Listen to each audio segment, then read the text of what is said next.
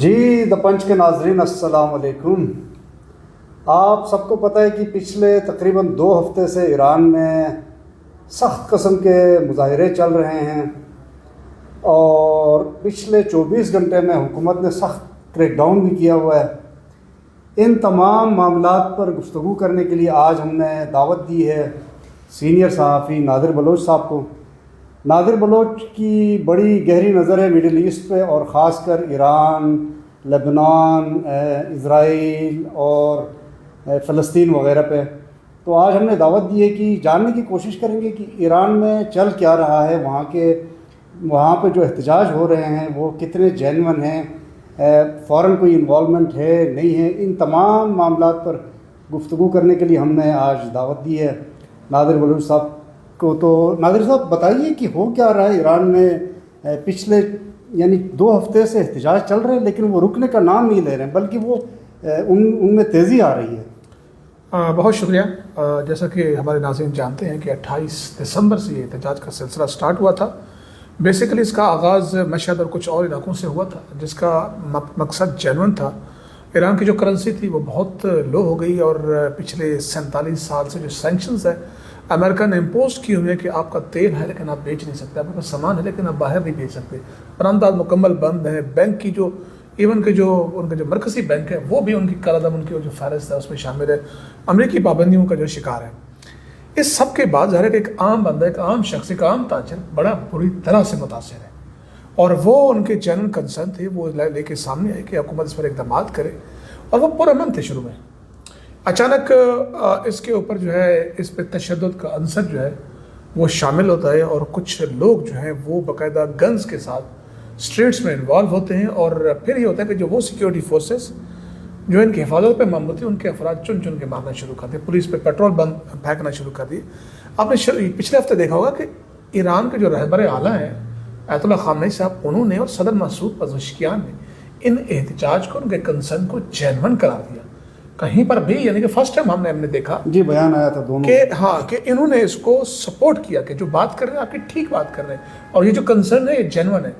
لیکن اس دوران جناب ان کے جینون کنسرن میں ہم نے دیکھا کہ امریکی جو سیکرٹری اسٹیٹ ہے ان کی طرف سے بھی ایک ٹویٹ آتا ہے، اور وہ اس میں موساد کو مبارکباد دیتے ہیں، ان کے کارکنوں کو مبارکباد دیتے ہیں، اور احتجاج کا نام لے کر آخر میں مبارکباد دیتے ہیں۔ تو یہاں سے شک پڑنا شروع ہو گیا کہ بھائی یہ ہو کیا رہا ہے۔ اور پھر آج جو وہاں پر فارن آفس میں، ایران کے جو فارن آفس میں بالخصوص جرمنی، فرانس، برطانیہ اور جو یورپی ممالک ہیں ان کے سفراء کو اور باقیوں کو بلایا گیا تھا باقاعدہ پورے فارم۔ میں آپ کو ویڈیو بھی دوں گا اگر یعنی تہران میں فارم آفس میں جو ایران کا تھا وہاں پر بلایا گیا اور دکھایا کہ کس طرح گنز چل رہی ہیں سیکیورٹی فورسز کے علاقے پر، کس طرح چہروں پہ نقاب جو ہے وہ پہن کے، اور لڑکے جو ہے پسٹل جو ہے وہ مار رہے ہیں، اور ایک خاتون بھی پکڑی گئی، اور اس میں ایک بڑی تعداد کہہ رہے ہیں کہ 30% جو ہے وہ فارنرز کی ہے جنہوں نے اس کو پرتشدد بنانے میں کردار ادا کیا، اور باقی متاثر ہوئے اور بلوائیوں کی شکل اختیار کیا، اور بینک جلے، ایون کہ تقریباً 300 کے قریب مساجد جلائی گئی۔ اچھا، مقدس مقامات کو جو ہے آپ نے نظر آتش کیا، اس کو نشانہ بنایا۔ اب یہاں پر ایک اہم بات ہے، اگر تو یہ انقلاب ہے تو انقلاب ہمیشہ فکری بھی ہوتا ہے اور شعوری بھی ہوتا ہے، اور اس کا مقصد انتشار نہیں ہوتا۔ انتشار سے تو آپ اگر کوئی جنرل مقصد وہ بھی آپ فلاں، تو یہاں پر بھی ہمیں یہ نظر آیا۔ اور اب کیا ہوا، پچھلے 2 دن میں بڑی تبدیلی آئی ہے۔ ان 2 دنوں میں جناب ہوا یہ ہے کہ پانسا پلٹ گیا۔ آج کے دن ملینز کی تعداد میں لوگ، جو میں نے فوٹیجز دیکھی ہیں، کیونکہ آپ کو پتہ ہے کہ میں بھی ایک ادارے کے ساتھ بھی مربوط ہوں، تو ہم کام کر رہے ہوتے ہیں، چیزوں کو دیکھ رہے ہوتے ہیں، فیڈز آ رہی ہوتی ہیں، اس میں نیشنل بھی ہوتی ہیں، انٹرنیشنل بھی ہوتی ہیں، اس میں بڑے پیمانے پر احتجاج کیا گیا، اور آج ایرانی قوم نکلی ہے، اور اس میں مسعود پزشکیان نے خود تہران کے پروٹیسٹ میں شرکت کی، جس میں آپ اس میں دیکھیں کہ ڈرون ویژولز بھی نظر آ رہے ہیں کہ لگ رہا ہے کہ لاکھوں کی تعداد ہے۔ تو ہمارے سہیل وڑائچ صاحب کہتے ہیں کہ جب تعداد لاکھ ہو جائے تو وہ لاکھوں ہو جاتی ہے، ملینز ہو جاتی ہے۔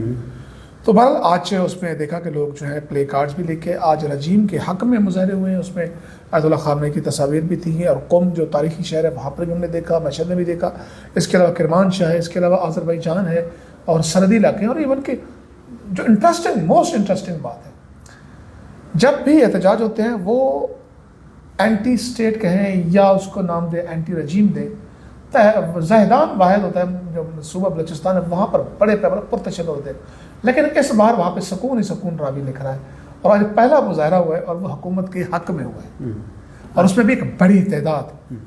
آپ یہ دیکھیں کہ ان مظاہروں کو کسی ہمسایہ ملک کی حمایت نہیں ہے، یعنی کہ ایون کہ سعودی عرب کے ساتھ جو ایران کی ایک مسلکی مخاصمت ہے، لیکن اس کے باوجود ان کو سمجھ آ رہی ہے کہ بھائی یہ پورے خطے کا جو نقشہ بدلنے کی ایک کوشش کی جا رہی ہے. اس سے پہلے آپ نے دیکھا کہ کس انداز میں انہوں نے پورے ملٹری کی قیادت کو اڑایا. اس وقت بھی ان کی رجیم چینج کی خواہش تھی، لیکن اس وقت تو وہ پوری قوم سامنے کھڑی ہو گئی. اب ان کو یہ لگا کہ یار اب یہ والا جو کام کرتے ہیں نا، اس سے قوم یونائٹ ہو جاتی ہے، اور پھر جو فورس ہوتی ہے وہ کیا ہے، ملٹری چلے گی تو دوسری قیادت نے سنبھال لیا. سسٹم اتنا مضبوط ہے کہ اس کی متبادل آ جاتی ہے قیادت، تو اس کا مقابلہ نہیں ہے. تو اس لیے اب انتشار جو ہے وہ معاشی کر کے اس کو احتجاج اور اس کے درمیان کر کے پورا سسٹم کو لپیٹ دیا جائے. اب ٹرمپ کے بیانات دیکھ رہے ہیں آپ. اچھا یہ بتائیے نادر بلوچ صاحب کہ ایک تو یہ بالکل فیکٹ ہے کہ جو موجودہ ایران کی قیادت ہے، چاہے اس کو آپ علی خامنائی صاحب کو دیکھیں یا وہاں کی حکومت کو دیکھیں، وہاں کی ملٹری اسٹیبلشمنٹ کو دیکھیں یا پاسداران ایران والے ہیں، جتنے بھی ہیں وہ بالکل یونائٹڈ ہیں. ایک تو یہ بات مسلم ہے، اور دوسرا یہ ہے کہ کوئی متبادل ہے بھی نہیں. ابھی یہ احد رضا پہلوی کو آگے کرنے کی کوشش کر رہے ہیں ویسٹرن، خاص کر کنٹریز آف ویسٹرن میڈیا. یہ تو متبادل ہے ہی نہیں. آلٹرنیٹ کیا ہو سکتا ہے کہ کوئی جینوئن قیادت مجھے تو نظر نہیں آ رہی. دیکھیں پہلی بات یہ کہ اس وقت جو کرنٹ حکومت ہے ایران میں، دو طرح کے طبقات ہیں. ایک کے نام کہتے ہیں اصلاح طلب، جس سے عرف عام میں ریفارمسٹ کہیں یا ضد انقلاب کہیں، اور دوسرے ہیں ریولوشنری. جو پچھلی حکومت تھی وہ آپ نے دیکھا کہ ابراہیم رئیسی، جن کو ریولوشنری کہتے ہیں، ان کی حکومت تھی. ان کی شہادت کے بعد جو حکومت آئی ہے وہ ریفارمسسٹ کی ہے. ٹھیک. اب اہم سوال یہ ہے کہ حکومت تبدیلی کس کی؟ حکومت تو آپ کے پاس ہے، صدر بھی آپ کا ہے، نظام بھی آپ کا ہے، سسٹم بھی آپ کا ہے. تو اب یہاں پر جو سلسلہ ہے متبادل، آپ نے رضا شاہ پہلوی کے بیٹے ناخلف بیٹے کی بات کری، وہ چاہتا ہے اسرائیل، وہ تل ابیب چاہتا ہے، وہ ٹرمپ کو منتے کر رہا خدا کے لیے مدد کیا. اب مجھے بتائیں کہ آپ انٹروین کر کے، یہ ونزویلا تو ہے نہیں، یہ عراق تو ہے نہیں، یہ افغانستان تو ہے نہیں کہ جہاں پر آپ آئیں، آپریشن کریں اور ایک شخصیت کو امپلانٹ کریں اور کہیں کہ یہ آپ کا قائد ہے، یہ آپ کا رہنما ہے، آج کے بعد آپ نے اس کی پیروی کریں. ایسا ہوتا نہیں ہے. اور بالخصوص ایران کی تاریخ تو بالکل انٹائرلی ڈفرینٹ ہے. ماضی میں بھی انہوں نے کیا کیا، ماضی میں دیکھیں 1953 میں دیکھیں ڈاکٹر محمد مصدق کی حکومت کا تختہ انہوں نے الٹا. ایک منتخب وزیر اعظم تھا، اس کو اٹھا کے شاہ ایران کو لے آئے. شاہ ایران کا تختہ عوام نے الٹا، تو اب یہ کہتے ہیں کہ اس کو اسی کے بیٹے کو ہم لے کے آئیں. بھائی 47 سال میں ملک میں ہے نہیں، اس کی جماعت نہیں ہے، کوئی نظریہ نہیں ہے، لیکن کیونکہ میرا باپ بادشاہ تھا تو مجھے بٹھا دو. اچھا آج ایران کے اسمبلی کے اسپیکر نے سخت وارننگ دی، اور وزیر خارجہ نے بھی، اگر آپ کے سامنے سے وہ بیانات گزرے ہوں کہ اگر امریکہ نے انٹروین کیا یا حملہ کر دیا اسرائیل کی مدد سے یا کوئی آپریشن کرنے کی کوشش کی، تو ہم گلف میں، مڈل ایسٹ میں امریکہ کے جتنے بحری بیڑے ہیں، جتنے جو اسٹریٹجک ان کے لوکیشنز ہیں، ان کو ہٹ کریں گے. تو یہ جنگ بھی چھڑ سکتی ہے اگر امریکہ زیادہ اپنی انوالومنٹ یہاں شو کرے. یہ تیسری بڑی جنگ چھڑ سکتی ہے. اور آپ نے یہ دیکھا کہ جو پارلیمان کے اسپیکر تھے ڈاکٹر محمد باقر کالیباف، اس نے جب وہ اسٹیٹمنٹ بیان کر رہا تھا تو اس نے کہا کہ یہ جو ایوان ہے، یہ جتنے افراد بیٹھے، ان میں سے ایک بندہ بھی نہیں ہے جو اس کے اوپر اتفاق نہ کرتا ہو. یعنی کہ یونانی مثلی باقاعدہ اس کو، اس بیان کو پڑھ کے سنایا گیا، اور اس نے کہا کہ صرف یہ نہیں کہ ہم جواب دیں گے، ہم پریمپٹیو جو اسٹرائک ہے وہ بھی کر سکتے ہیں. اگر ہمیں پتہ چلے کہ اس اڈے سے اور یہ تیاریاں ہو رہی ہے اور تو وہاں پہ ہم یہ نہیں دیکھیں گے کہ آپ کریں گے پچھلی طرح کہ جس طرح آپ نے ہماری پوری ملٹری جنگ اڑا دی، سب کا سفر ہستی سے مٹا دیا اور پھر ہم نے جواب دیا. اب کی بار یہ نہیں ہوگا، اب ہم پریمپٹیو اسٹرائک بھی کریں گے. تو یہ کھلا ڈلا میرا پیغام ہے. اور تبھی آپ آج دیکھا کہ تھوڑا سا ٹرمپ کی جو ٹون ہے وہ تھوڑی سی چینج نظر آ رہی ہے آپ کو. اچھا آپ متعدد بار ایران جا چکے ہیں، بہت دفعہ آپ نے وزٹس کیے ہیں، وہاں کے لوگوں سے آپ نے بات چیت بھی کی ہوگی. وہاں کی یوتھ کیا چاہ رہی ہے؟ کہ یوتھ اور یہ جو پرانے ہیں تھوڑے سے جینزی، خاص کر اس کا ہم ذکر کیونکہ ویسے بھی یہ آج کل ٹرم بہت مشہور ہو رہا ہے، تو یوتھ اور یہ جو گورنمنٹ ہے یا جو سینئر لوگ بیٹھے ہوئے ہیں اسٹیبلشمنٹ میں، حکومت میں، یہ سارے ان کے درمیان سنکرونائزیشن کتنی ہے؟ یہ آپس میں مجھے تو لگ یہ رہا ہے کہ یوتھ وہاں پہ یعنی دن بدن متنفر ہوتا جا رہا ہے، کیونکہ شاید ان کو اسپیس نہیں مل رہا ہوگا یا ونٹ آؤٹ کرنے کے لیے ان کے لیے ایوینیوز نہیں مل رہے ہوں گے. مجھے تو یہ امپریشن پڑ رہا ہے. دیکھیں جو ماڈرن سٹیز ہیں جن میں تہران سر فہرست ہے، لیکن اہم سوال یہ کہ وہاں پر میں آپ کو ایک چھوٹا سا ایک واقعہ اگر آپ کے پاس ٹائم ہے تو بالکل میں تھوڑا سا وہاں کے لوگوں کی نفسیات آپ کو سمجھاتا ہوں اور آپ کے ویورز کو. ایران میں آپ کو دو طرح کے لوگ ملیں گے، یا انقلابی ہے یا شیطان ہے.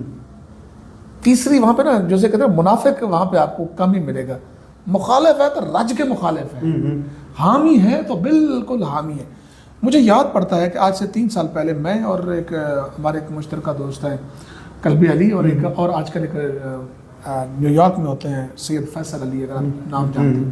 یہ تینوں ہم وزٹ پہ گئے ہوئے تھے، یہ ہم خود سے گئے ہوئے تھے. تہران میں تھے تو ہم جس جگہ رہ رہے تھے وہاں سے نکل رہے تھے، ایک ٹیکسی کو ہم انتظار میں تھے. ایک بزرگ آ کے اسے ٹیکسی روکی. پہلے تو میں نے تھوڑا سا یار بزرگ چڑھنا چاہیے، چلا ہمیں بیٹھ جائے، اس کو بھلا ہو جائے گا. ہم اس کے ساتھ بھی ہم سارا دن سفر کرتے ہیں. اور ایک منسٹر وہاں کی خاتون منسٹر تھی، میں نے ان کا انٹرویو کرنا تھا، تو وہ مجھے جو وہاں کی ان کی جو اسٹیٹ ہے جہاں پر ایونٹ اور اسپورٹس وہاں پہ لے آئے. میں اندر چلا گیا تو واپس آیا تو اس کا نمبر میرے پاس تھا لیکن بندہ غائب تھا. میں نے کہا یہ کہاں چلا گیا؟ سارا دن ہمارے ساتھ رہا. میں نے کال کی تو اس نے کہا کہ یار میری بیوی کو تکلیف ہوئی تو میں نکل آیا ہوں. آپ معذرت آپ اپنے کسی اور کو جو ہے وہ ٹیکسی ہائر کر لیں، آپ کو وہ آن لائن مل جائے گی. تو میں نے کہا پورا دن آپ ہمارے ساتھ رہے، 1 روپیہ نہیں لیا آپ نے. انہوں نے کہا نہیں آپ ہمارے مہمان ہیں، مجھے ضرورت نہیں آپ سے. میں نے کہا یہ تو ہو نہیں سکتا، میں بنا یہ بزرگ جس کو پہلے. میں نے کہا نہیں آپ کہتے نہیں آپ، میں حرام ہے میرے اوپر آپ کا 1 روپیہ بھی. اب یہ تینوں افراد میں نے جو ریفرنس دیے یہ ان سے تصدیق کر سکتے ہیں. خیر میں اس سے فون پہ کیا بحث کرتا، میں واپس سے ٹیکسی کرا کے آیا. اگلے دن پھر ہم نے اس کو فون کیا دوبارہ کہ ہمیں چاہیے آپ کی مدد چاہیے، آپ آئیں. مقصد یہ تھا کہ یہ آئے گا تو ہماری جو پیمنٹ بقایا رہتی ہے وہ اس کو دے دیں گے، ورنہ یہ نہیں آئے گا. وہ پھر ہمارے ساتھ شام میں. تو کہنے کا مقصد یہ کہ اس طرح کے لوگ بھی ہیں کہ جن کو ہم نے منتیں ترلے کر کے پیسے دیے اور پیمنٹس کی، ورنہ وہ نہیں لے رہا تھا کہ آپ ہمارے مہمان. دوسری طرف وہ ہے کہ کچھ آپ جا رہے ہیں آپ کے ساتھ چھینا چپٹی بھی کریں گے. وہ یورپ کو اپنا آئیڈیالائز بھی کرتے ہیں، وہ آزادی بھی چاہتے ہیں، اور ان کی تعداد کتنی ہے یہ اس کا بارے میں نہیں کہہ سکتا. لیکن یہ ہے کہ سسٹم اتنا قوی ہے کیونکہ آپ کا جو وہاں کی صرف جو رضاکار فورس ہے نا، جس کا نام بسیج ہے، عام ورکرز جسے کہتے ہیں نا، جن کو والنٹیئرلی بھرتی کیا گیا، وہ تقریباً 1 کروڑ ہے. باقی جو ریگولر فورس ہے وہ الگ ہے. اور آپ نے دیکھا کہ جب پوری قیادت شہید ہوئی ان کی تو اس وقت بھی اسرائیل براہ راست ان کو میسیج کیا، لیکن مجھے ایک بندہ بھی اپنے ساتھ نہیں ملا سکے. گو کہ ایسے شیطان تھے کہ جنہوں نے باقاعدہ لوکیشن اور وہ چیزیں ان میں معاونت کرنے میں ان کا کلیدی کردار ادا کیا. اور آج بھی ان کی معاونت سے ہی جتنا بڑا انتشار ہے چل رہا ہے. فائنینشیل بہت بڑا مسئلہ ہے وہاں کا، وہاں کی تجارت، وہاں کے ہوٹل لوگوں سے ملے تو وہ آپ کو خوش دکھائی نہیں دیتے. تاجر برادری جس کا سارا اوڑھنا بچھونا اس معیشت پہ ہوتا ہے، نہ وہ چیزیں باہر بیچ سکتے ہیں نہ منگوا سکتے ہیں، تو پھر کیا کریں. تو یہ ایک ایشو ہے، حکومت اس کو سپورٹ بھی کر رہی ہے. لیکن ظاہر ہے کہ ایک طرف پوری دنیا امریکہ ہے، دوسری طرف ایک اکلوتا ملک ہے، وہ کیسے آگے بڑھے گا اس کے بارے میں کچھ بھی نہیں کہہ سکتے. بالکل مختصر بتائیے کہ یہ جو احتجاج ہے یہ کہاں جا کے تھمے گا، اس کا اینڈ کیا ہوگا؟ دیکھیں میں نے جیسے شروع میں کہا کہ آج کے دن بہت بڑے احتجاج ہوئے، ملینز میں ہوئے. تہران اسکوائر جو ہے وہ آج آپ نے دیکھا کہ فل ہے، کیونکہ میرے خیال میں اوپر ڈیتھس بھی ہوئی ہے. دیکھیے ان میں سے 500 میں سے جو کل کی رپورٹ تھی 192 سیکیورٹی اہلکار ہیں. اس کے بعد جب آپریشن کیے گئے، اب مجھے نہیں پتا کہ یہ سرکاری فگر ہے یا وہ جو باہر ایران کے بیٹھے ہوئے ہیں، وہ جو مختلف اپنے NGOs بنے ان کی فگر ہے، اس کے بارے میں تصدیق نہیں. لیکن یہ میں ایرانی اسٹیٹ کی جو ہے فگر ہے وہ دے رہا ہوں آپ کو، جس میں وہ بتا رہے ہیں کہ اتنے افراد جو ہیں وہ ہمارے مارے گئے ہیں. اور یقیناً وہ بھی مارے گئے ہوں گے.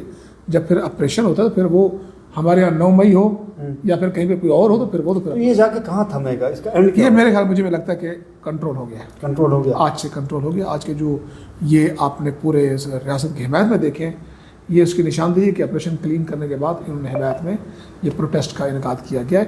ممکن ہے کہ 71 میں تو نکلے لیکن میجرلی یہ معاملہ کنٹرول ہو گیا. چلے بہت شکریہ. آپ نے نادر بلوچ کی بہت ہی اہم گفتگو آپ نے سن لی. تو انہوں نے کنکلوڈ یہ کیا ہے کہ معاملات ایران میں تقریباً کنٹرول ہو چکے ہیں. آنے والے 24, 36, 48 گھنٹوں میں معاملات سیٹ ہو جائیں گے. ہماری دعا بھی ہے کہ ایران کیونکہ ہمارا ہمسایہ ملک بھی ہے، برادر ملک بھی ہے، تو وہاں پہ حالات جلد بہتر ہوئے تو پاکستان کے حق میں وہ زیادہ ہی بہتر ہے. تو اللہ خیر کرے گا. انشاءاللہ اگلے ایپیسوڈ کے ساتھ پھر آئیں گے. بہت شکریہ.